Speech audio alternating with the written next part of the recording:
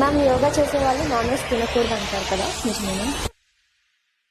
యోగా చేసే వాళ్ళు non veg తినకూడదు అని అంటే నన్ను చాలా మంది ఇప్పుడు వచ్చి మరీ కొడతారు. అలా ఏం లేదు. నాన్ వెజ్ తినడం అనేది అది ఎవ్రీ ఇండివిజువల్ వాళ్ళ personal choice. But non veg ని అవాయిడ్ చేస్తూ ఓన్లీ వెజిటేబుల్స్, స్టీమ్డ్ వెజిటేబుల్స్ తీసుకోవడం వల్ల యోగా ప్రాక్టీస్ చేసేటప్పుడు బెటర్ రిజల్ట్స్ ఉంటాయి. ఈ క్వశ్చన్ నన్ను చాలా మంది అడుగుతుంటారు బయటికి వెళ్ళినప్పుడు.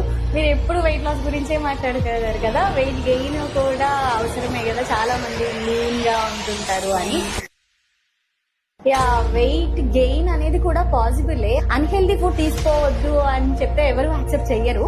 ఎందుకంటే ప్రజెంట్ ఇప్పుడు బయటికి వెళ్ళగానే మంచిగా అట్రాక్ట్ చేస్తూ ఉంటాయి, ఫాస్ట్ ఫుడ్స్ అన్ని అట్రాక్ట్ చేస్తూ ఉంటాయి.